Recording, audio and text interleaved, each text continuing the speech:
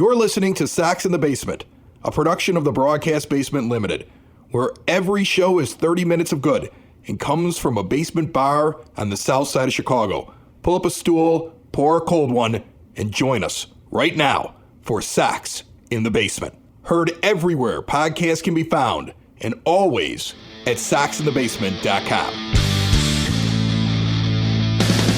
Hello, everybody, and welcome down to Sacks in the Basement. My name is Chris Lanuti. Myself and my buddy Dave grew up across the street from each other and have known each other for over 4 decades, and we sit down all the time and talk White Sox baseball. It's something we've been doing for several years now on Sacks in the Basement, which is 30 minutes of Sox for fans by fans. But now we live in a world without baseball, and that's why we bring you baseball with the help of Sox on 35th, the world-famous blog. They recap games that we put out each and every day since opening day, following the 2020 schedule as it should have been. And God knows when baseball is going to come back, so until then, we at least try to give you something to forget the madness that is out there, and that is your 2020 Chicago White Sox simulator with MLB The Show, and brought to you proudly by Cork and Carry at the Park at 33rd and Princeton. They'll be open soon, but until then, make sure that you use Grubhub or go direct to corkandcarryatthepark.com and support a local business. The White Sox to this point have a .271 team batting average. That puts them 4th in the major leagues. They have the 3rd most runs scored at 162. They are the 2nd highest team when it comes to hitting doubles with 58, led by Tim Anderson, who has 9. They also have the 2nd most amount of home runs hit in Major League Baseball to date. Eloy Jimenez has 10, Encarnacion has 9, and Abreu has 8. 49 total for a team, chasing only the Minnesota Twins with 55. Their .485 slugging percentage places them 3rd in the major leagues, led by Edwin Encarnacion's .576 slugging percentage. On the pitching side of things, there's one thing this team is really good at, and that's stopping players from getting on base with hits. They are 3rd in the majors in hits allowed with only 214. And now the White Sox travel to Denver. And after a day off, Reynaldo Lopez goes up against Antonio Sensatella. Let's head out to Colorado right now for a 2-game set before the White Sox return home to the rate on the south side. The 18-11 White Sox visit the 11-16 Colorado Rockies next. Welcome to Denver, Colorado in Coors Field as the White Sox face the Colorado Rockies, while Sox in the Basement brings you another simulated game as part of a simulated season using MLB The Show 20. Hello everybody, my name is Chris Lanuti, and Antonio Sensatella takes them out after 5 starts so far this season, has a 1-2 record and a 5.61 ERA over 25 2/3 innings, 34 hits, 13 walks for a whip of 1.83, and he only has 14 strikeouts. The ball jumps out of here, we all know about that, as Tim Anderson steps up to lead off with his .333 batting average against the righty Sensatella. The pitch on the way. Outside slider misses, 1-0 the count, and we are underway, a 2-game set with the 11-16 Colorado Rockies. White Sox have the inverse of that record at 18-11. And this game gets underway at 6:40 local time.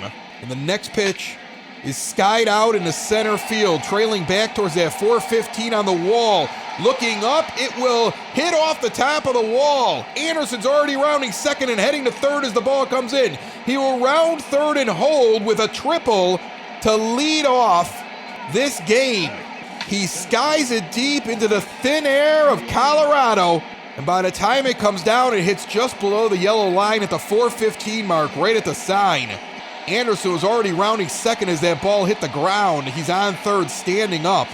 So Leury Garcia, who's playing center field today, stands in and takes a 4-seamer inside and is 0-1. Garcia gets the start in center after some crazy things happening in the outfield to finish off that series in Anaheim. Garcia removed in the middle of an inning on what was perceived to be him not going to the ball as hard as he probably should have. It extended an inning. Luckily, the White Sox escaped and ended up with a split in that series. Ricky Renteria says it's over, it's done with. I understand what he was explaining to me. and we are not going to worry about this 1 minute more. Renteria likes his guys. This one's grounded to third. Arenado's only play is over to first as Anderson was off at the crack of the bat. And the White Sox lead quickly 1-0 on the ground out by Garcia. So TA triples and scores on the ground out to Arenado on a contact play. And Jose Abreu comes up hitting .289 with 8 home runs. Third on the team, 19 RBIs total, with one out here in the top of the first, and the Sox already leading 1-0. An inside slider misses, 1-0 the count. This game brought to you by Cork and Carry at the Park. Also reminding you that Jose Abreu, 8 for 25 in his last series. That's a pretty good little stretch there. And he's 2-0 right now at the plate. Sensatella, he's putting almost 2 runners on per inning right now, according to his whip. And as we get to the end of April, these numbers start to show you exactly if a pitcher is doing well or doing poorly in a season, as that one gets across the plate, 2-1 the count. The next pitch on the way.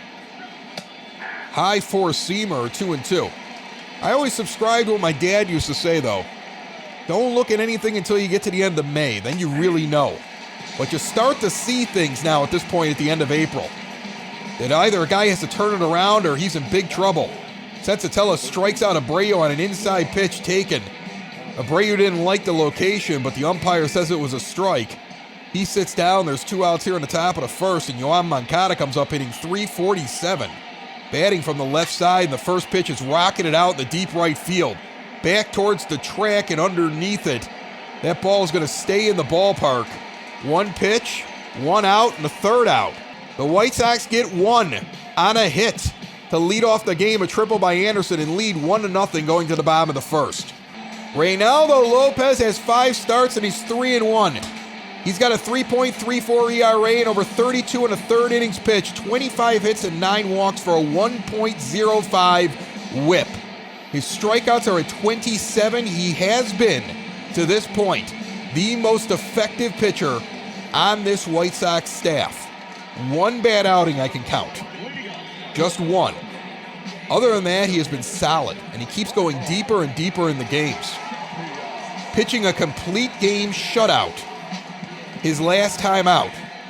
That was against Kansas City, as the White Sox crushed the Royals the entire series last week, but especially the last 2 games of that series, and Lopez benefited greatly from an early lead and no pressure. Tapia comes up. He's hitting .250. The outfielder takes a 4-seamer inside. He's 1-1.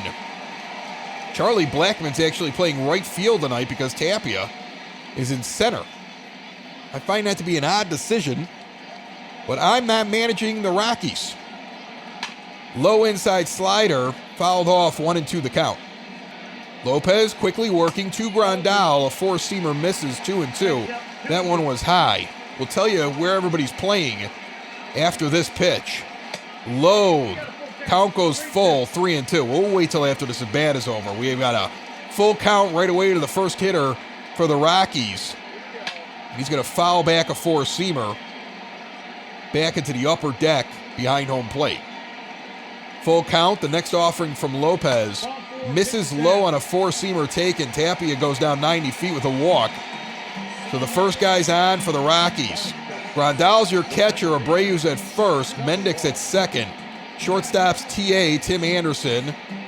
Yoan Moncada's at third. Left field's Eloy Jimenez. Center field's Larry Garcia. And in right, we have Nomar Mazara. Encarnacion's on the bench because we're playing National League rules. It'll be interesting with 2 games only here and a day off before heading back to Chicago. They're only going to play Tuesday, Wednesday, and they got Thursday off. Ricky Renteria can play a 2-game series with everybody available to him because he gets that extra day of rest, and he's got National League rules, so it should be interesting to see what happens. Garrett Hampson's up. First pitch outside, 1-0 the count. Lopez looks in the next offering. Just misses inside, 2-0. So he walked the first guy on a full count. It took 7 pitches for that to happen. Now quickly 2-0 to Hampson, who's only hitting .170. A much-hyped rookie that is yet to take off in the majors. People keep looking at him as he's a middle infielder that can hit a bunch of home runs in Coors, but it's not working out for him as he fouls this one off 2-1 and now swings at a slider way outside that he dove for. 2-2 the count. So Hampson helping Lopez out early, as nothing he's thrown has been in the strike zone, but he swung and missed it a few, and now he sends this one out directly to Garcia, who will catch it. A line drive out the center. He didn't even need to move. There's one out here in the bottom of the first inning. And Nolan Arenado comes up, 324, 7 home runs, 16 RBIs, and I can't figure out why this team doesn't get down and kiss his feet every single day. Seems like the Colorado organization doesn't understand what they have. I'll take him right now. He's amazing. Great defender, great hitter. Seems to be a great guy whenever you read anything about him. The runner goes, ball's in the dirt, so he's going to stand up and walk into second base as a curveball misses and hits right behind the plate. Tapia steals second. Runner on second now at a 1-0 count to Arenado. Outside fastball just misses the plate. It was a close one. 2-0. So Lopez working behind after a masterful game the last time out. And if you don't think these guys at the lower part of the rotation realize there is an audition going on to figure out which guy's going to get bumped when Michael Kopech comes up, you're crazy. Lopez at this point has been winning the competition, but Cease has been coming on strong, and Gio Gonzalez had a great game. Game 4 against the Angels. I wouldn't call it great, but it was serviceable. I still put him in third place. The count is 2-2 as Arenado misses that one, and now swings and misses at a four-seamer in on the hips. And Lopez sits him down for his first strikeout. So here you got one of the better hitters in all of baseball and his home diamond, and he's 2-0. And Lopez fights back and strikes him out for the second out of the first inning. Nice pitch and a tip of the cap from the third baseman for the Rockies. Charlie Blackmon comes up hitting .389. He's on a tear. He's got a runner in scoring position with 2 outs and swings and misses at a four-seamer high and outside. Grandal is moving Lopez around a lot in the zone, high, low, inside, outside. He uses his entire arsenal when he's catching him. This one's inside, it's jammed, sent down the first base line, foul into the stands. So 0-2 quickly to Blackmon. Lopez checks the runner at second. The pitch on the way. Just misses low below the knees on the inside part of the plate. 1-2. I think if you put Dallas Keuchel's beard up next to Blackmon's, Keuchel would look like he was clean shaven. It's a forest hanging off of that man's face. Swings and misses at a four-seamer outside part of the plate and low. Lopez sits him down after 1-0 White Sox. Sox lead 1-0 going into the top of the second inning, and Eloy Jimenez hitting .258 with some big power numbers and big on-base numbers. Sits in the 5 spot. He seems to have settled in there, at least for now in this season. Originally, they thought he'd be the 4 hitter. He's done much better as the 5. Takes the first 2 pitches from Sensatella, outside and high, and he's 2-0 here to lead off the second. Sox had 4 games in Anaheim, 2 here in Denver, a day off in between, and then a day off on Thursday on their way back to the Raid as this one is fouled off down the third base line. 2-1 the count. Getting the split in Anaheim was an accomplishment when you look at what happened to start off that series, and I think they feel pretty good about themselves, and they feel well rested. They are happy with this schedule this week, and they deserve it. 3-1 pitch on the way. Charged down the third baseline, foul. Jimenez got around on that one real good, made good contact, but was early. Next offering, down the third baseline again, a chop, picked up and thrown over to first, and a nice play made on the chopper 2 hopper to third. Jimenez is retired. There's 1 out in the top of the second inning. The Nationals beating up on Milwaukee. 7-1 early on in their game already. As Yasmani Grandal's hitting .250, stands in the left batter's box and swings and misses at a four-seamer on the outside portion of the plate. He's 4 for 8 lifetime against Sensatella. And he's now 1-1 in the count as a four-seamer misses low below the knees. The next offering, inside, misses the plate at the waist. 2-1 the count. My observations early on with the home plate umpire is it's got to be really in the zone. Borderline calls are going to the batter right now. Four-seamer gets above the knees, 2-2.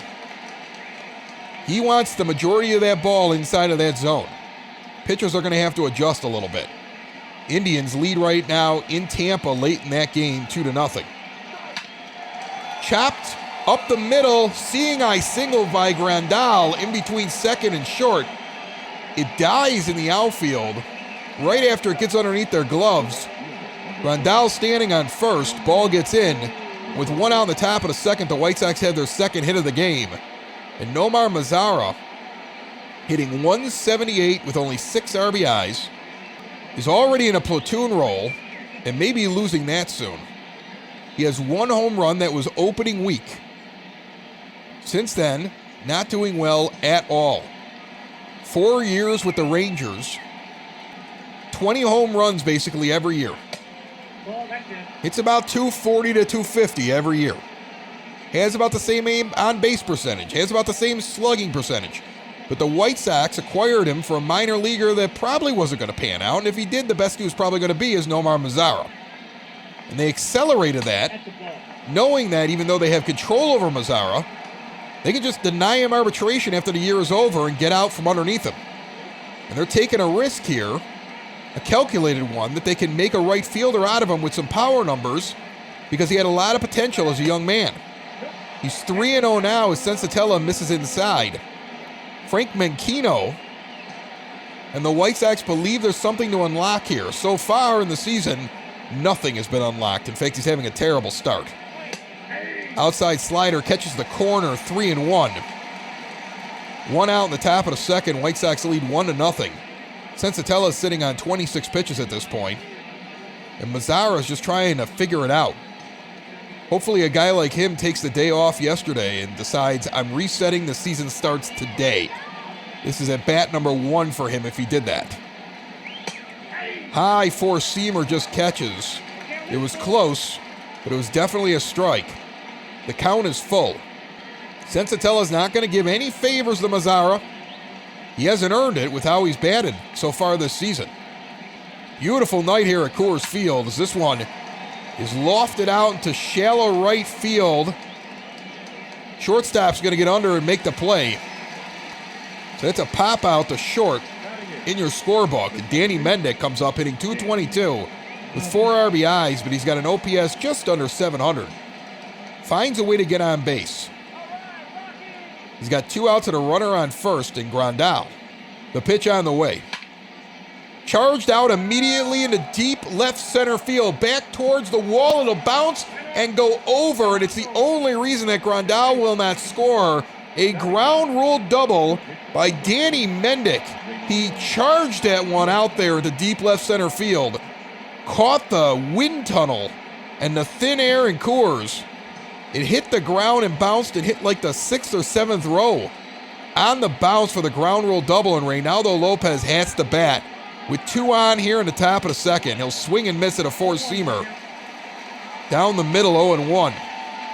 This is why National League rules will just kill you.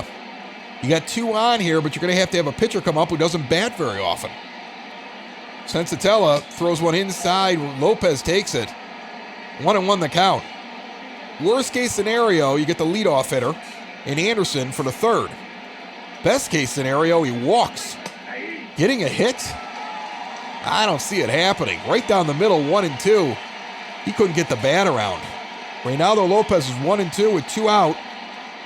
And 2 on here in the top of the second inning. The ground rule double saved the Rockies. This one is fouled off. He made contact on a high fastball. If he gets a hit, it's luck. I think anytime a pitcher, especially an American League pitcher, gets a hit in these interleague games, pure luck. Sensatella misses just outside, 2 and 2. I'm going to tell you something.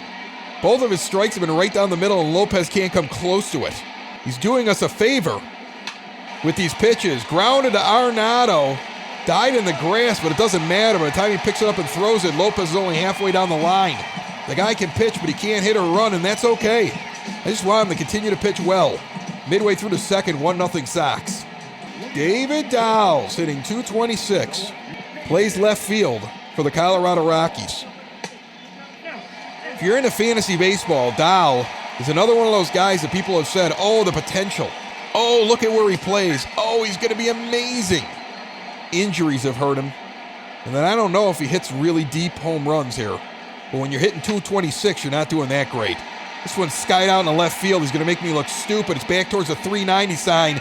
It's going to hit the ground and bounce over for a ground rule double. It looked a lot like Mendick's, except he got his with no outs to lead off the bottom of the second inning. Mendick had the pitcher coming up right after him. So a ground rule double right at the 390 sign. Trevor Story's hitting sixth. He comes up next. This kid's a hitter. 981 OPS. He's a shortstop. He's hitting .337 with 3 home runs. He's on a 6-game hitting streak right now. And the righty stands in against Lopez with the runner in scoring position and no outs in the bottom of the second. Lopez checks Dowell, the runner, at second base and comes with the pitch. Immediately sent out in the center field. It's going to drop in for a base hit. Garcia does not have a play. The runner is going to score in the single. Dowell is moving the whole way. He gets up and claps. And the Rockies have tied this one up 1-1 with no outs in the second. Lopez's first 2 hits that he gives up of the game are a ground rule double and a single that scored Dowell. Didn't get out to Garcia in center field very quickly. And that's why he really didn't have a play at home. Once it landed, it kind of died and it was shallow. Ryan McMahon comes up. He's got no batting average. He was a second-round pick here for the Rockies. They have wanted him to pan out for a long time. The lefty takes a ball. He's 1-0 with a runner on first. Story has speed. Inside four-seamer swung on and missed. 1-1 the count. Renteria giving a signal from the dugout to Grandal. They are trying to hold Story on. They are aware of him at first base. The next pitch, high and tight and fouled off, 1-2. No outs, bottom of the second. Lopez with his 29th pitch of the game so far. Fouled back on a curveball below the knees as he goes after McMahon, hoping to knock him out and get that first out of the inning. Inside pitch misses a slider, 2-2, the count is even. Not a lot of people out here. It's Tuesday, I get it. It's Denver, I get it. There's coats on everywhere, I get it. The team isn't very good, I get it. But man, I'm going to tell you something right now. Every chance I get to go see baseball from this point forward in my life, I'm going to be there. Count goes full as that pitch misses. And it'll be a 3-2 pitch on the way from Reynaldo Lopez. And he misses high on a four-seamer, first and second. Still no outs here in the bottom of the second inning. And Raylo's having trouble. Now, here's the good news for Reynaldo Lopez. Not only is the pitcher on deck, but Dominic Nunez is hitting 184 as a catcher, and the lefty stands in, and he's not too talented. It's time to go after this guy. But he misses on a four-seamer. Lopez is missing the zone a lot. He needs to attack. Next pitch swung on and missed on a high four-seam fastball in the zone, 1-1 the count. I would think at this point, with a tie game in the bottom of the order, throw strikes depend on your defense. The pitch misses low and inside on a four-seamer. He's getting too cute. Trying to paint the corners on a guy that's hitting 184. Who's at the bottom of a National League lineup with the pitcher on deck. Checks the sign from Grandal. Checks the runner at second. This one's lifted softly into center field. It'll be a can of corn for Garcia. Story will head back to second. Nobody's going to advance. 1 out in the bottom of the second with runners on first and second, and the pitcher, Sensatella, comes up. Now he's hitting .250 with an RBI. Pitchers in the National League do get a chance to bat, but still, you got to go right after him. He's a right-handed hitter. He's going to lay down a bunt. The attempt goes foul. 0-1 the count. Lopez and the Sox have to be aware that a bunt is coming. Here it comes again. This one's down the third base line. Moncada's going to second. He gets the force over to first, and he almost got him. That was close. Moncada was playing shallow, came in way in to the plate. It only took a bounce to get in his glove. He tries to start the double play. Sensatella barely makes it to first. Now a ground ball to Moncada over to second for the force, and right away on the first pitch to Tapia, the fielder's choice, Moncada gets his man, and nobody else is going to score. Sox get out of a jam. After 2, all tied at 1. You're listening to a White Sox simulated broadcast of a simulated season, every game since opening day, and brought to you by Cork and Carry at the Park. Visit them on Grubhub or go direct to corkandcarryatthepark.com. Support our proud sponsors. I look forward to seeing them soon. There's a lot of negativity out there, but I still believe that things are going to start opening up. And maybe this summer, but things are going to start opening up. The 0-1 pitch to Anderson, who took the first one for a strike, now puts it into the right center field gap. A big play by Tapia coming across, cutting off Blackman in the gap. That one hung up there just a little bit too long.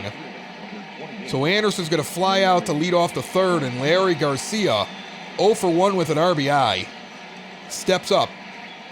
And the lefty takes a four-seamer. He's a switch hitter, but he's batting lefty. Four-seamer, about thigh level, 0-1 the count. Sensatella is one of those pitchers that will be in a starting rotation and look great for like 2 months. Then he ends up being a middle reliever for a couple of months. Then he works his way back into the starting rotation. He's done that now for several years.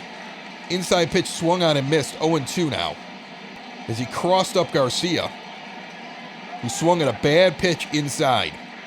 The next offering sent down the first base line, a line drive foul. 40 pitches so far for Sensatella. And now he almost hits Garcia, who dives out of the way. I don't know, when you're 0-2, build up a little callus on that hip. Take that pitch. Get on first. Let's go. You're getting paid a lot of money. Even with the league minimum, you're making more than I make. Take that one off the hip. Get the first. 2-2 the count. The 1-out pitch.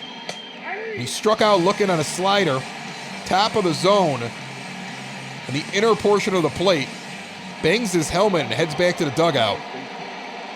2 outs in the top of the third, and Abreu comes up 0 for 1 and digs in against the righty Sensatella.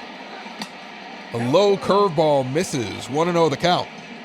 Abreu's in the top 3 for home runs for this team, with 8 sitting third on the team. The 1-1 pitch on the way. Hits the inside corner on a curveball at the hands. 1-2 the count. Sensatella working quickly and strikes out Abreu, swinging at a pitch, not in the zone and inside on him. He gets crossed up midway through the third, 1-1 in Colorado. Folks, Family Waterproofing Solutions is a good company, run by good people. Family operated, veteran operated, female operated. My guy Ken over there, he's got some ribbons from being in the Marines, that's for sure. And he's a good dude. And let me tell you what they got. They got Sox in the Basement deals just for those that listen to Sox in the Basement, so ask about them. They give money that they make to veterans and first responders each and every job. As Garrett Hampson is 1-1, takes the next pitch for a strike, a four-seamer down the middle, 1-2. And there's details coming up here at the bottom of this inning about how you can contact them, get an estimate without even leaving your home or having them come to you. They'll do it over video as Hampson puts this one out in center field for a base hit. The leadoff man is on yet again for the Rockies. The leadoff man has been on in all 3 innings for Colorado.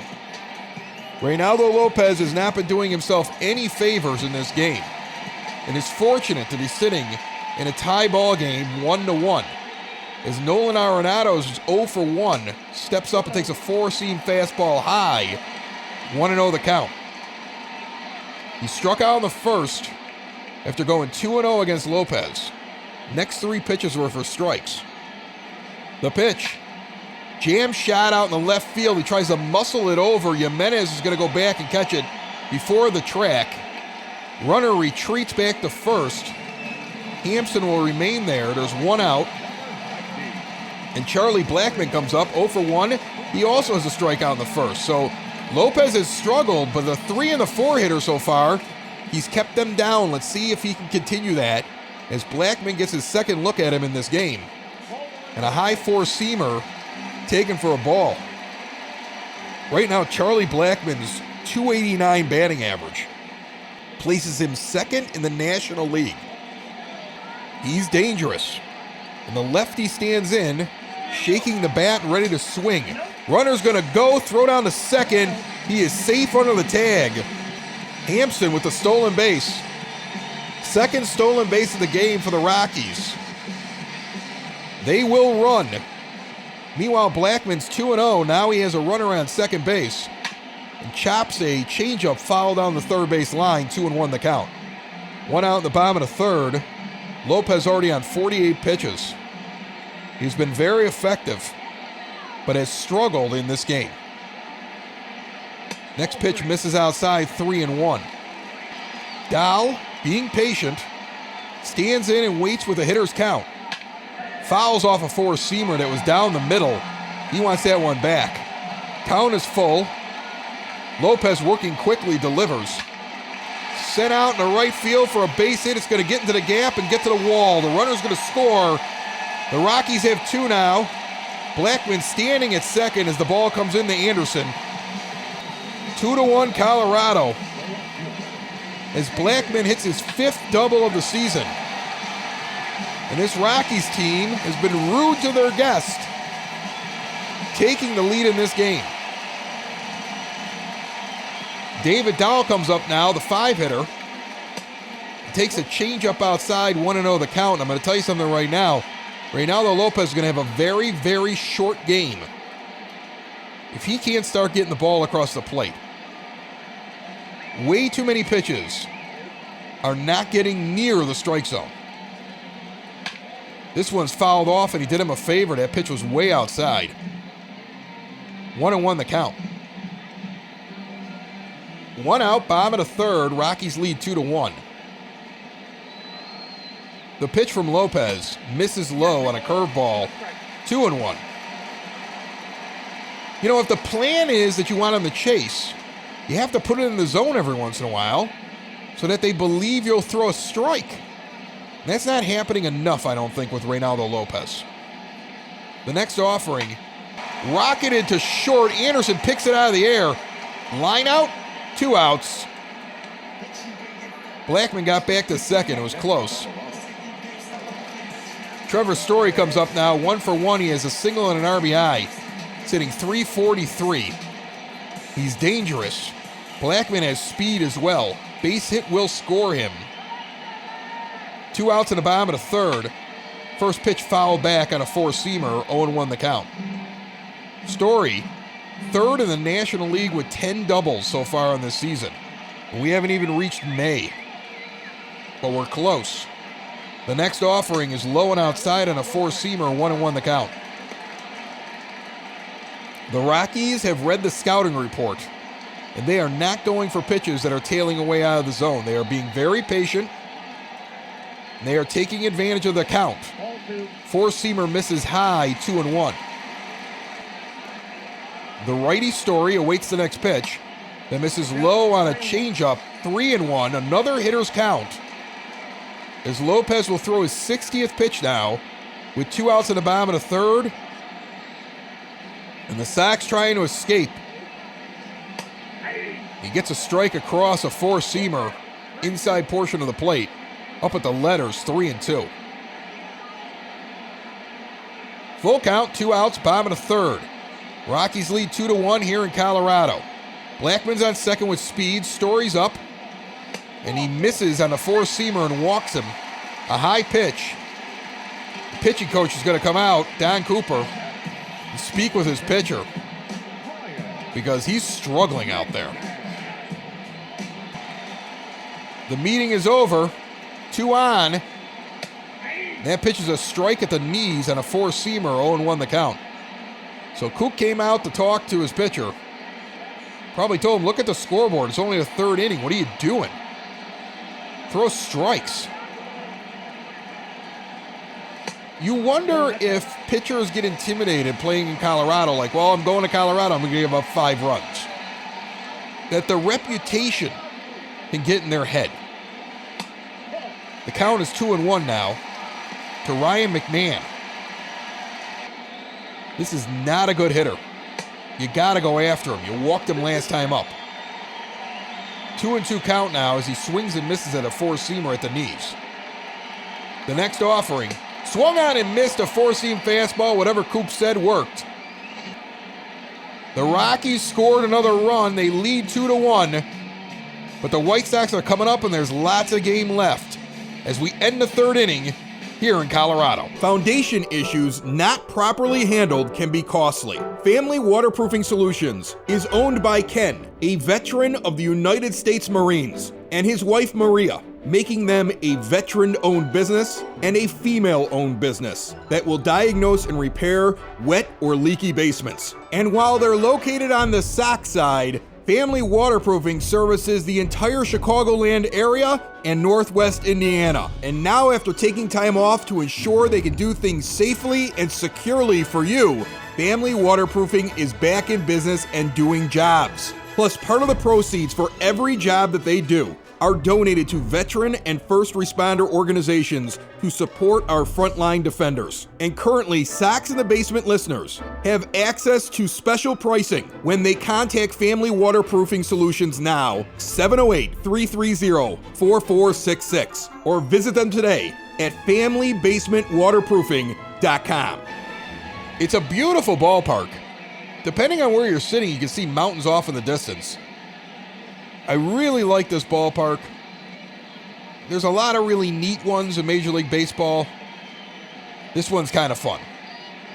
We're in Coors Field in the top of the fourth inning, and the four-hitter for the White Sox, Yoan Moncada, he's 0 for 1 with a flyout in the first inning, hitting .343 with 4 home runs and 14 RBIs. Batting from the left side against Andrew Sensatella, who pitches number 48 in the game for him for a ball outside. 1-0 the count. Now, we have seen some teams play Moncada straight up, but other teams, like the Rockies, play a shift and put their third baseman at short. That's where Arenado is. Story's right behind second. Hampson's out in shallow right field, and they have shifted on Moncada, who sends one down the first base line foul. 2-1 the count. They do not give him a shift when he's a right-handed batter. So clearly as a left-handed batter, he pulls. This one sent out in the deep left center field. Trailing back is Tapia, and he will make the catch near the wall. A long fly out for Moncada. Trying out the thin air, it didn't work for him. There's one out here in the top of the fourth, and Eloy Jimenez immediately muscles one out in the right field for a base hit on the first pitch. So a run around now for the White Sox with one out in the top of the fourth. Jimenez has not had a lot of success on first pitch hits, but he puts that one oppo over Hampson's head in the right field. A well-hit ball that two hops out to the right fielder, and Grandal comes up 1 for 1, standing in the left-handed batter's box, takes a slider high and outside, 1-0 the count. He's got a single in the second inning, got the average back above 250, has been hitting for power, has been getting on, and I would be remiss if I didn't say that his slump is over. Now I just want to see him continue to produce. Four-seamer high, but in the zone, 1-1 the count. Kansas City beat Baltimore in Baltimore 3-0 earlier today. The next offering. Popped it up to short. Story stands underneath it. He'll make the catch. 2 outs on a big league pop-up. And Nomar Mazara, who's 0 for 1 with a pop-out in the second. The lefty steps in with a runner on first and 2 outs in the top of the fourth inning. The pitch. Chop the first. It's going to be a slow chopper and a tough play, but they're going to get him. Sensatella cut it off and flipped it. There was some confusion for a second. I thought Mazara would get on. He doesn't. Midway through the fourth, Sox trail by 1. The wind is very light and blowing in from, I would say it's blowing in from left field, but not directly. Slightly across the field towards center. So if you want to say anything, from left to right on a very slight breeze. I don't really think it's going to play a factor at this point. Remember, every single game we do is recapped in full by Sox on 35th at soxon35th.com. The world-famous blog has been around for years and years as Dom Nunez steps in, the catcher, 0 for 1 against Reynaldo Lopez. The 8-hitter takes a strike down the middle on a fastball, 0-1. They shift this guy, which is amazing. Moncada's at short, Anderson behind second, and Mendek's out in right field a little bit. The next offering, chopped straight up the middle. It's going to be Anderson taking it and hitting Abreu high, but Abreu stretches, standing up on one leg like a flamingo, and gets that ball, keeping his other foot on the bag. There's one out here in the bottom of the fourth. Sensatella takes a four-seamer down the middle, 0-1 the count. So remember, go to soxon35.com after you listen to the broadcast, get the breakdown, get the recap, get the box score, and after every series, they'll put up the stats for the entire team. Follow along. Enjoy your experience. The count is 1-1 as Lopez has pitched 70 pitches. Number 71 is fouled off down the first base line. Abreu gives it a go, and he just misses it as it gets over his head. 1-2. Next one swung on and missed, a four-seamer outside, tailing away. Lopez strikes him out for his fourth strikeout of the game. And this is just what the doctor ordered, the bottom of the lineup in a National League game, as Lopez has struggled but gets the first two guys right away. Ramil Tapia, the lefty with the speed and very good defense, made a great play on Moncada's hit. That was directly between him and Dahl in left field. Dahl was not going to make it. Tapia made it. The 1-1 pitch is sent out in the left field. Can of corn for Jimenez. Underneath it, a 1-2-3 inning for Lopez, just what the doctor ordered. He's scheduled to bat second in the fifth inning. We'll see if he comes up. Danny Mendick will lead it off for the White Sox. After 4, we trail by 1. Danny Mendick came up, hit a ground rule double. His first time up on the first pitch, a slider outside misses. 1-0 the count. The Rockies bullpen has Estevez and McGee, righty and a lefty, already warming for them. The White Sox bullpen has Evan Marshall going as Mendick stands in. The pitch, high four-seam fastball, misses. 2-0 the count. Next offering on the way, fouled off down the first base line. 2-1. Mendick fouls the next one back. 2-2 the count. Charged out in the left field, and a great play. I thought that was getting over Arenado's head. Looked like a base hit to me. It does not happen. He got back and made a great play. I thought that was going over his head and it was going to land. He was just going to, and he just ran back and caught that thing over his shoulder. And Luis Robert is going to grab a bat, come up and hit here for his pitcher, Reynaldo Lopez. So Lopez is going to end up going 4 innings, give up 2 runs. He was well into the 70s in his pitch count. Here in the National League, knowing he got a day off after playing tomorrow again, Ricky Renteria is going to use the bullpen and make sure he's got a professional hitter up there. Now, Robert has not been very good so far this season. He's 0-1, but he takes a changeup outside, 1-1 the count. And it makes sense to tell him, look, your job is you're going to come in at some point. You're going to hit for the pitcher. Prepare for your at-bat. The pitch on the way. Swung on and sent out into center field. It will be a fly-out can of corn and 2 outs here in the top of the 5th inning. So Robert gets his at-bat. Tim Anderson comes up 1 for 2. He's got a triple and a run scored with 2 outs in the top of the 5th.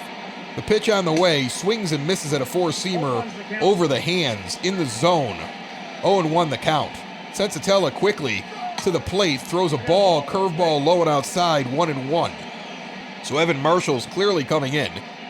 The pitch the 5th, as a slider below the knees, makes it 2-1. The next offering on the way, swung on and missed at a four-seamer at the knees, 2-2. Although Anderson was swinging like it was going to come about waist high, he was way over the top of that pitch. Next offering inside, brushes him off the plate, 3-2, the count goes full with Garcia on deck. The pitch, fouled off down the first base line. Anderson puts it down the first base line, a big play. That looked like it was going to be a double all the way. Nice play at first by McMahon to snag that one as it hopped over the bag He was playing the line midway through the fifth. The White Sox trail 2-1. Evan Marshall comes in with 10 games already under his belt, and he's 1-0. He's got 13 innings and a 2.08 earned run average. Lefty's hitting 161, righty's hitting 143, 8 strikeouts to 3 walks. And he has done well in his role as a middle reliever and sometimes a mop-up specialist, but he has had a few moments where there's been some pressure on, and the White Sox needed an extra pitcher. And Ricky Renteria has gone to him with some success. Four-seamer misses high to Garrett Hampson. 1-0 the count. There's no double switch. He went right into the spot where Robert batted for Lopez, so he will still sit in the 9th spot in the order. The next offering swung on and chopped foul down the first base line. I would imagine that there would have been a possibility that if Garcia would have come to the plate and made the final out of that inning, Robert could have been inserted out in the center field and you could have pushed the pitcher back a few extra batters. But that did not happen. The 2-2 pitch over Moncada's head. He took a stab at it but missed it. It hopped too high on a bouncer that hit in front of him and bounced over his head and into left field. So the Rockies get a good bounce. And the leadoff man on yet again for them is Nolan Arenado with a strikeout and a flyout and is 0 for 2. Steps up to the plate with a runner on first as the Rockies continue to lead 2-1. They've got a dinosaur that dances on top of the dugout for them. It's pretty stupid. And it's purple. Down the third base line, foul into the stands, 0-1 the count. Marshall sets, checks the runner, and delivers. Just misses low below the knees on a changeup, 1-1 the count. The next offering, sent out in the left field for a base hit. Jimenez eats it up quickly and holds the runners. So first and second with no outs as Evan Marshall has given up 2 hits right away, coming in for relief. These pitchers had to be prepared to come into this game and know they were going to get an inning. Ricky Renteria goes to his bullpen, and Blackman swings over a curveball, 0-1 the count. He's 1 for 2 with a double and an RBI. And the lefty stands in against Evan Marshall, who's got Hampson on second and Arenado on first, and misses outside on a changeup, 1-1 the count. Yankees beat the Tigers 4-3 in New York today. As that swung on and missed, 1-2 the count on a low changeup. Marshall looks in at Grandal, working quickly. The pitch on the way. Misses outside and high on a four-seamer, 2-2 the count now. The Indians lead Tampa Bay 2-0 in the 6th. As this one is cracked to short, Anderson's going over to second. Quickly over to first is Mendick. They rack him up with a double play. Hampson's in the 3rd, but there's 2 outs now here in the bottom of the 5th inning. As David Dahl will come to the plate with a double and a run scored. He's 1 for 2. But Marshall has an opening to get out of this inning. After putting the first 2 on, he gets the big double play started by Tim Anderson. And that one misses just inside 1-0 on a tight pitch and a tight strike zone. Next one's a strike, a changeup at thigh level. 1-1 the count. The next pitch, sent out down the right field line. It's going to get in the corner. It's going to score a run, and it's going to be extra bases. Mazzara picks it up and sends it in. It'll end up being a double on a line drive down the first base line by David Dahl. That is his 10th double of the season. Guy's hitting .232, but he's got 10 doubles. That's why he's hitting in the 6th spot. The Rockies lead 3-1. And the White Sox, one of the best offenses in baseball, are being held to 1 run here in the bottom of the 5th and have given up 3 in Colorado. They've played plenty of softball games so far this season. Somebody needs to remind them they're in one now. In the thin air here, as the count goes to 1-1 to Trevor Story after he fouls one off down the third base line. He took the first pitch for a ball. Marshall misses low on a curveball, 2-1. Dow's on second, 3-1 Rockies, 2 outs, bottom of the 5th. The pitch, skied back behind home plate into the upper deck. 2-2 the count. The pitch from Marshall popped back again behind the plate. That means Story's on him, but not on him all the way. Coors Field on a Tuesday night, swung on and missed on a changeup tailing away. Nice pitch confused Trevor Story, but not before David Dahl hits a 2-out double to score a run as Evan Marshall was trying to escape a tough inning. He does not get out unscathed, and after 5, Rockies lead 3-1. Leury Garcia, he's 0 for 2 with a strikeout and a groundout. He's got an RBI. He's hitting .270. Average has been dipping as of late. White Sox have been able to depend on him as guys like Nick Madrigal and Luis Robert try to work their way into the majors, and he's been hitting so hot that they've even been able to move guys down in the lineup who are struggling because Leury was doing well at the top of the order. But he's been cold on this road trip as he fouls this one off down the third base line. The 0-1 pitch from Sensatella, who remains in the game, swung on and missed at one tailing away at the knees. 0-2 quickly to Garcia with Abreu on deck. Popped up weakly to left field. It's going to drop in front of Dahl, who misjudges it. So Garcia's on with a gift to get on in the 6th inning. Dahl was coming in with his glove above his head, and then all of a sudden stutter stepped. I don't know if he tripped. I don't know if he lost it for a second. The ball drops right in front of him and hits him right on the hip and bounces 2 feet to the right of him. And Garcia is shocked to be on first base as Abreu comes up with no outs in the top of the 6th inning and takes an inside slider, 1-0 the count. Jose Abreu has struck out both times he's been up. Sensatella's had his number. Abreu now with a runner on.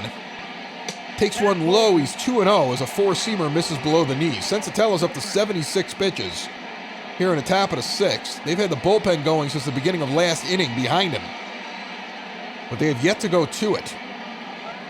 The next offering, inside misses a slider, 3-0. We have a hitter's count with Moncada hitting .340 on deck. And the decision now is, do you turn Abreu loose? Sensatella checks the sign, checks the runner Garcia at first. Now the delivery. High and misses on a 4-seamer. Abreu seemed to be taking all the way. The first 2 are on in the top of the 6th.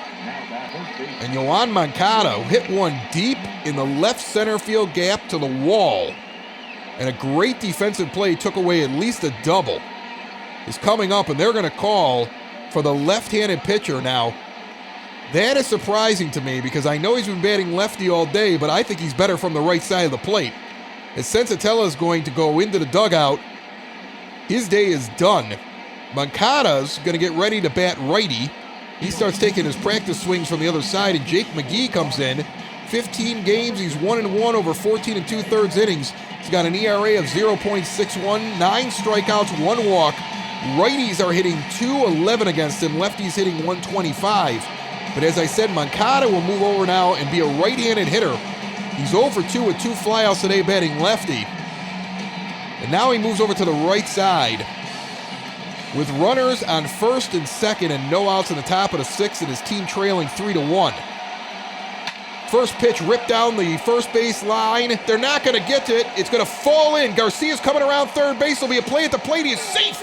Head first slide underneath the tag on a ball that stays in play and drops right in front of Charlie Blackmon. Moncada stirs the drink from first base towards the dugout, and the White Sox now only trail by 1, 3-2.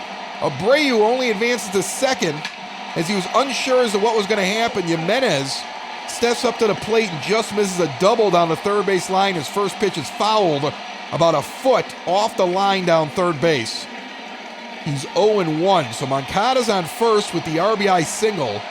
Abreu's on second, still no outs here in the top of the 6th. And Jimenez chops at the Story over to second, over to first. 6-4-3, the double play. So the Rockies now have 2 outs in the top of the 6th. Feels like a squandered opportunity, but Yasmani Grandal comes up. He'll also hit from the right side now. He's 1 for 2.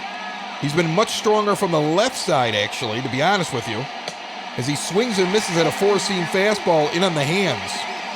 He's 2 for 8 with a home run against McGee all time, so he's seen him before in his time with Milwaukee last year. 0-1 count. Chopped down the first baseline foul. He's quickly 0-2. Sox have gotten a run here in the 6th inning to bring it within 1. The 6-hitter Grandal to the plate in the pitch. Chop back foul. Count remains 0-2. The next offering on the way. Broken bat to the pitcher, almost kills the second baseman Hampson as the bat lands about a foot to the right of him, and it looked like a javelin. He escapes near death. The runner is thrown out in Grandal. 1-3 in your scorecard. 3-2 Rockies. Bottom of the 6th inning. Ryan McMahon's 0-for-1 with a walk in the second. This is his first game this season. He was out injured. So he's got no batting average. He's playing first base. He's made a couple of good defensive plays, and Evan Marshall puts a four-seamer just outside the plate and the strike zone. 1-0 the count. Marshall continues here in the bottom of the 6th and misses low on a changeup. Meanwhile, Jimmy Cordero and Jace Fry warm in the White Sox bullpen. The pitch. Popped up in the right field, going back as Mazzara near the wall, near the track. He will catch it. It was a high towering shot that just hung up there way too long.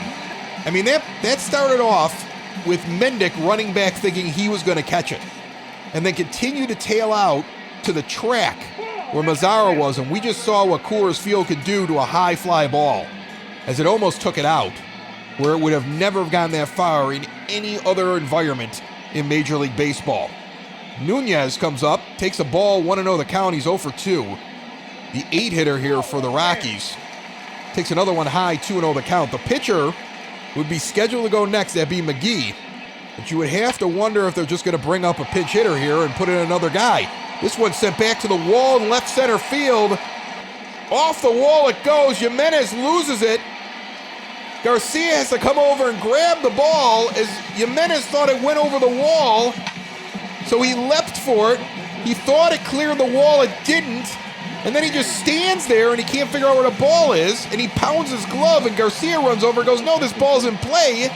Sends it in and it'll be a triple. And Daniel Murphy will come in the pinch hit, hitting 250. He takes a changeup on the outside corner for a strike, 0-1 the count, with a runner on third and one out in the bottom of the 6th inning.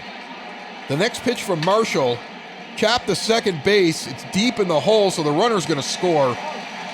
Mendick sends it over to first as he got that in the grass. So that's an RBI. He did his job. He drove in the run. The Rockies extend the lead back to 2.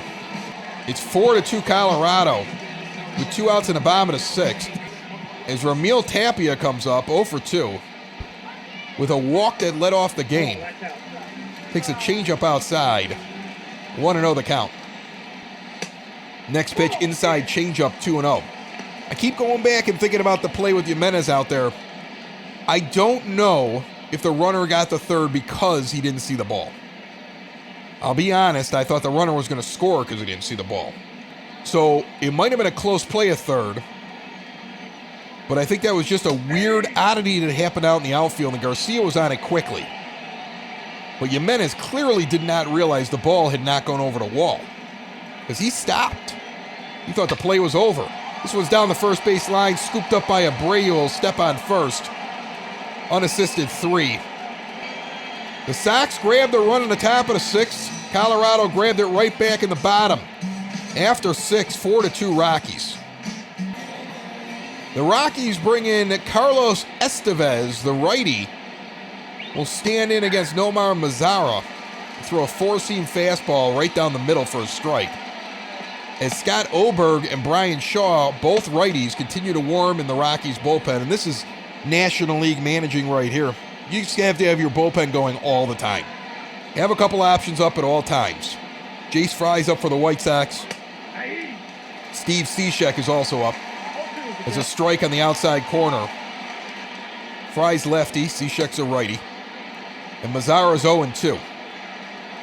And 0-for-2 for the game. And 0 for a lot over the last week or so. Four-seamer inside misses, 1-2 the count. I don't want to be negative about a guy, but this seems like a problem. That this is how Nomar Mazzara is going to be. Swings at an outside pitch and lifts it deep out into right field. He must have heard me as he puts this one in the upper tank. Second deck in Coors Field out in right field. Nomar Mazara puts it out 430 feet. Out of here at 107 miles per hour. Nomar, his ears were ringing, 0-2. And I'm lamenting the White Sox even picking him up in a trade. And he just buries this ball. Nobody moved. He looked at it and walked halfway up the line with the bat in his hands. Just be happy you got a hit. Nicely hit ball, though. 4-3 now as Danny Mendick, the 8-hitter, stands in. He's 1 for 2 and the pitch on the way. Four-seamer on the outside corner, 0-1 the count. Mendick's 1 for 2 with a ground rule double in the second inning. Hitting .232, getting on base at a .353 clip. Which isn't bad for a guy who's played really good defense at second for us so far. And we always talk about the other rookies, Robert and Madrigal. Mendick's essentially a rookie, and he isn't playing like it. He's playing a lot better. This one's grounded to second base. Hampson makes an athletic play and gets this one diving up on his knees and throws him out at first base for the first out of the seventh inning. And Edwin Encarnacion will come up, and he will hit for Evan Marshall. So with one out, Encarnacion steps to the plate.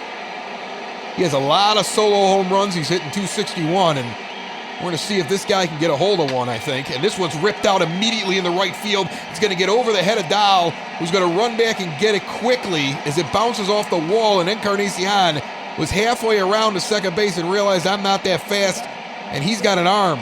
And check that. That's Blackman out there. Two guys with beards in the corners. I keep screwing them up because I keep expecting Blackman to be in center.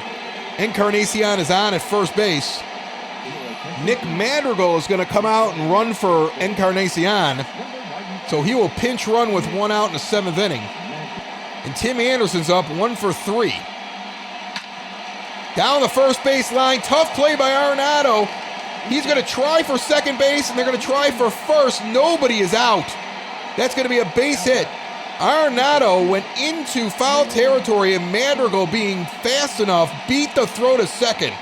Anderson beats the throw over from second to first. They try for the double play. They get neither of them.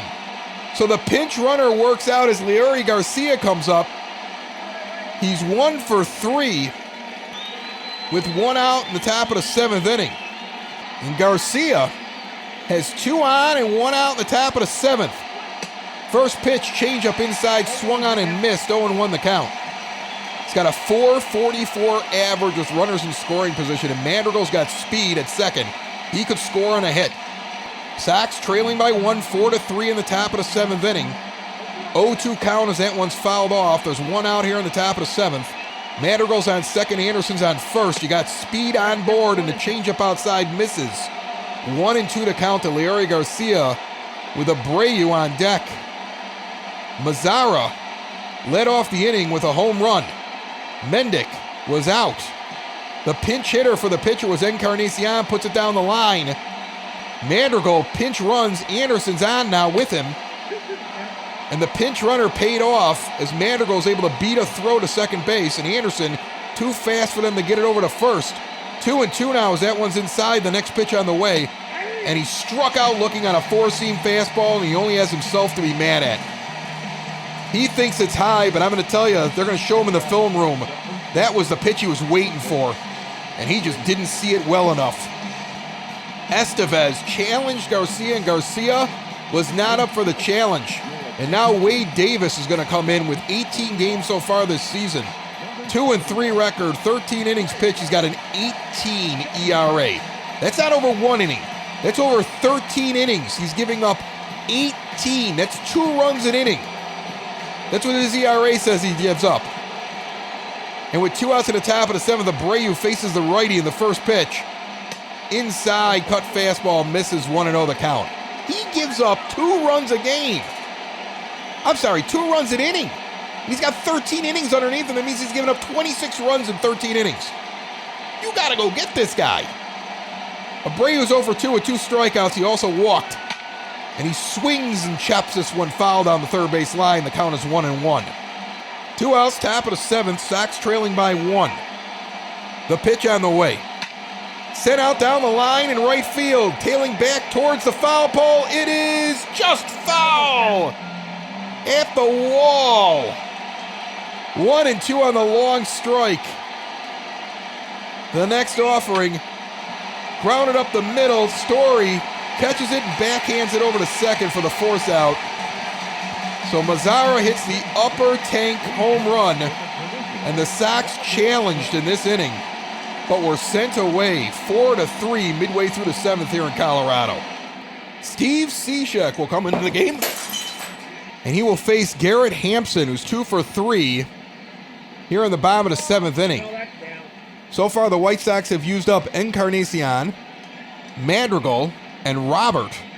Encarnacion and Robert both pinch hit in the pitcher's spot. Madrigal pinch ran for Encarnacion. Ricky Renteria is just straight up replacing them at this point with the next pitcher in. Hampson pops this one straight up. Grandal will set up right in front of the plate and catch it. And that's the first out of the bottom of the 7th inning. Nolan Arenado is 1 for 3 with a single in the 5th and tried to pull off a ridiculous double play, but it was all for naught as Madrigal was too fast getting into second. And Anderson made it to first. Sometimes when you make amazing plays, you think you can do anything. And you know what? I'm not going to say anything bad about the guy. He's a heck of a player. Fouls this one off down the first base line, 0-1 the count. Cishek gets a strike by him on a slider outside. He swings and misses, 0-2. Felt like the White Sox were going to get another run there at least in the top of the 7th inning. It didn't work out for them as this one's fouled back. 0-2 the count remains. There's still plenty of baseball left. There's still a James McCann and an Adam Engel available on the bench. And this White Sox bullpen is rested. The pitch. Sent down to the third. Moncada takes it on one hop, takes his time and sends it over to first where Abreu will catch it. And Arenado is out for 2 outs in the bottom of the 7th inning. Cishek going right after the upper part of this lineup. Sits down the 2 and a 3 hitter, and the 4 hitter Blackman comes in 1 for 3 with nobody on and 2 outs in the bottom of the 7th. White Sox trailing by 1, 4-3. Inside pitch misses, a sinker. 1-0 the count. The next offering. Chopped to second. Mendick makes the play and bobbles it. Now over to first. He will get him even though he bobbled it. He stuck with it and knocked it down. It was close. But it goes 1-2-3 after 7. The Sox trail 4-3. Scott Oberg comes in. 11 games. 0-1 record. 4 saves and 7 opportunities. 9 innings pitched with an ERA of 8. 8.00. This bullpen is not great. The White Sox need to come after them. And Moncada moves back over to the left batter's box as a righty and Oberg is standing up there. He's 1 for 3, the only hit coming when he was batting on the right side, although he drove one deep from the left side earlier in the game. Swings and misses, 0-1 the count. The next offering on the way, chopped that one foul on a four-seamer, 0-2. The next pitch to Moncada, swung on and missed on a four-seamer, low and inside. And that guy had the secret to Yohan Moncada because he used it 3 pitches and he strikes him out. Moncada's disgusted. As he walks back to the dugout, there's 1 out. Eloy Jimenez comes up. 1 for 3. And the pitch on the way. Fouls a changeup low below the knees back. 0-1 the count. He's hitting .261. He's got 10 home runs. The pitch.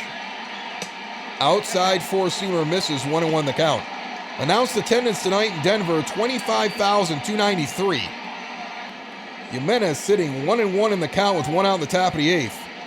Takes the pitch, low, curveball, 2-1 the count.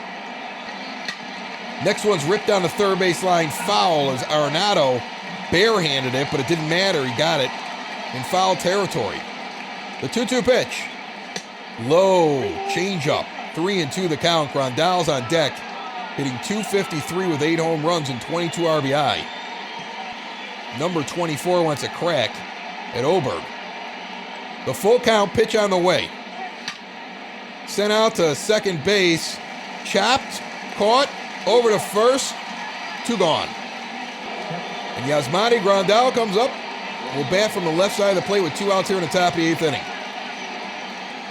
Only 3 runs for the White Sox in this game, which surprises me when you think about how many runs they average per game.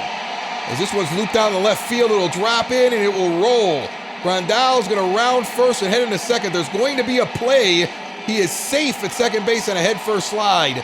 And with 2 outs, Yasmani Grandal is in. He is a slow runner. The question is, you bring in Engel with 2 outs to run for him, or do you wait because you know that you're going to have a pitcher be taken out of the order? Mazara's already got a home run. He's 1 for 3. They're going to let him hit. With Grandal on second, a low 4-seamer misses 1-0 the count. Got a solo home run last inning in the 7th inning. The White Sox then challenged the Rockies and tried to score another run or 2, but were turned away at the end. And that's why we trail by 1. Change up low, fouled off, 1-1 the count. The pitch to Mazara, low 4-seamer, 2-1. Next one's in the dirt. It's going to roll, but not far enough. Grandal will hold at second. Hitters count 3-1 with Mendick on deck. The pitch. Inside fastball taken for a strike, 3-2. Borderline call. Mazara did not offer at it. Full count, 2 outs, top of the 8th, runner on second. The pitch to Mazara, fouled back. Let's go, Nomar. Let's go 2 for 4. Fouled back on a 4-seam fastball. Fans are up here in Colorado in the top of the 8th. The pitch. Swung on and missed. On a changeup, he goes over the top of it. Midway through the 8th, 4-3 Rockies. Aaron Bummer comes into the game. 13 games under his belt. 0-1. 2 saves. 15 2/3 innings. An ERA of 1.15.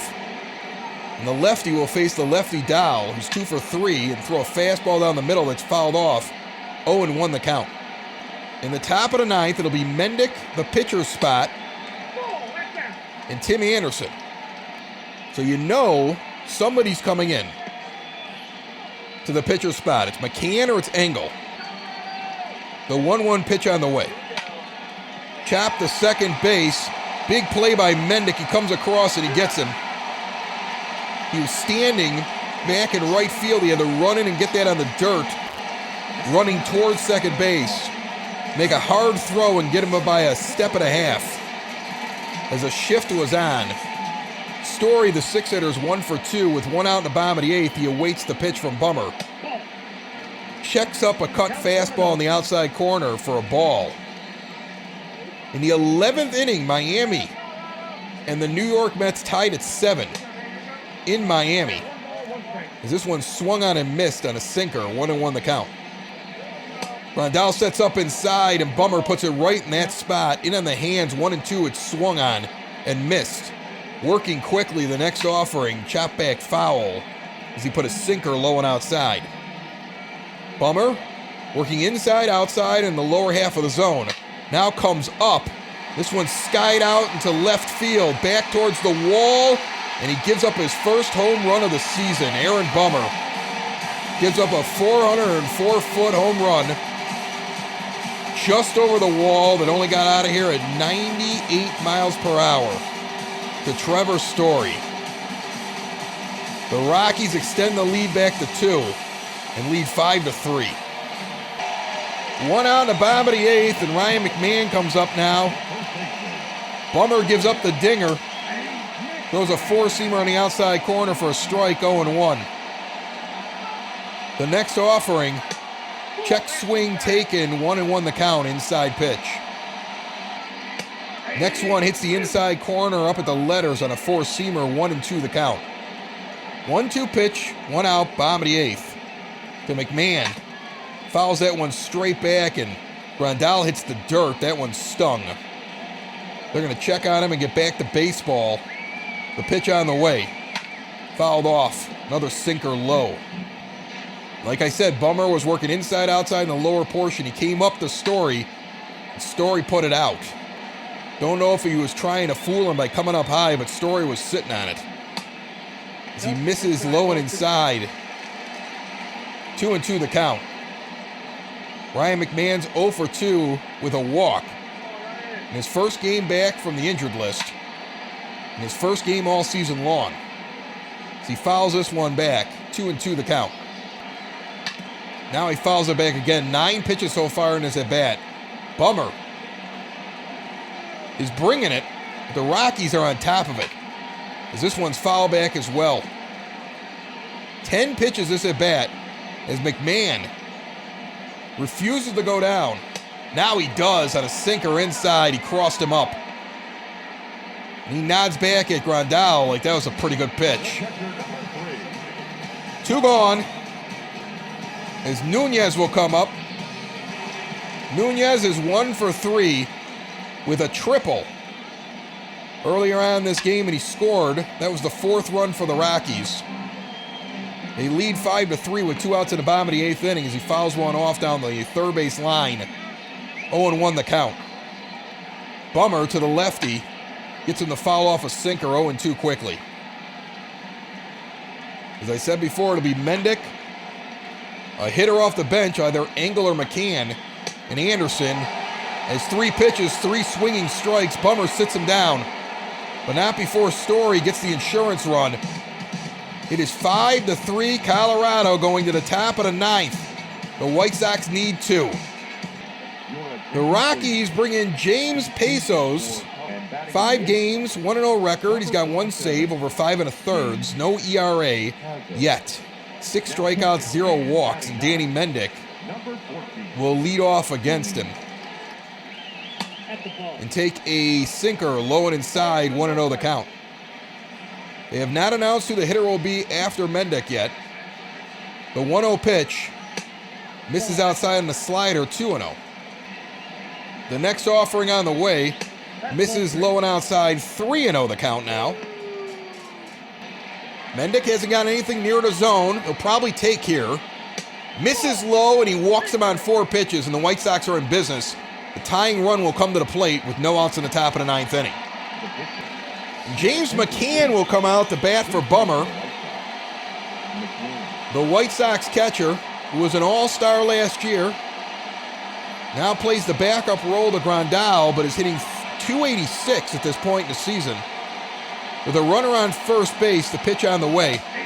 A cut fastball hits the outside corner for a strike. He's 0-1 in the count. Throw over to first base. Mendick's not going. As the Rockies are concerned that he'll try to take off and take out the double play possibility. Chopped up the middle, and here's that double play.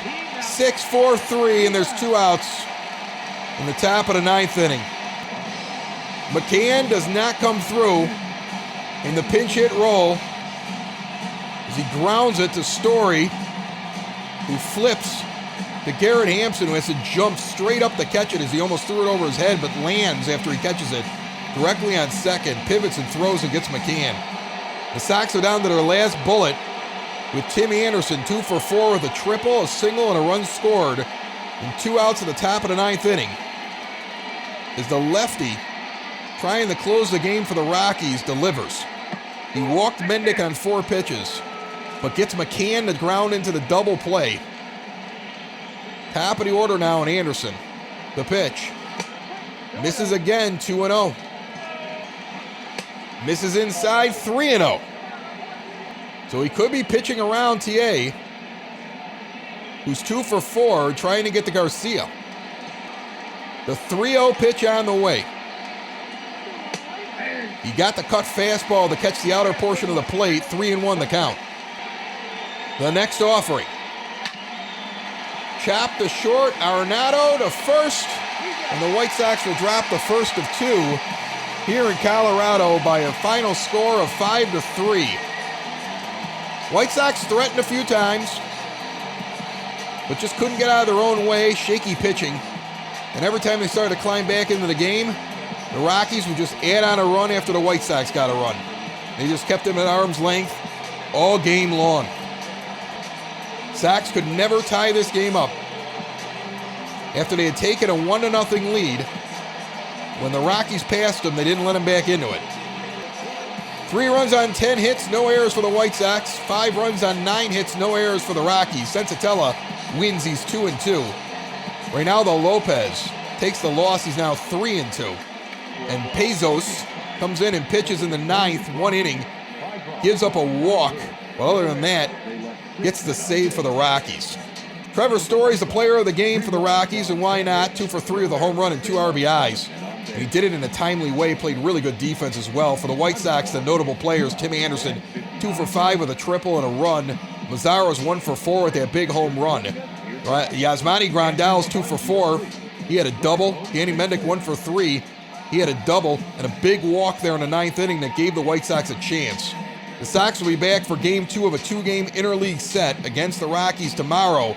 Make sure you tune in for that one. It's brought to you by, as always, Cork and Carry at the park at the corner of 33rd and Princeton. One day, I will be there with my arms wide open waiting for you to have a beer, but until then, make sure that you visit them and order some great food through Grubhub or at corkandcarryatthepark.com. Sox in the Basement back tomorrow with another simulated game. Thanks for tuning in for this one. We will see you then. You've been listening to a White Sox simulated game and a simulated season from Sox in the Basement, found everywhere podcasts can be found, and always at SoxInTheBasement.com. Bye-bye, everybody. Sox in the Basement. Sox in the Basement. Sox in the Basement. Sox in the Basement. Heard everywhere podcasts can be found, and always on SoxInTheBasement.com.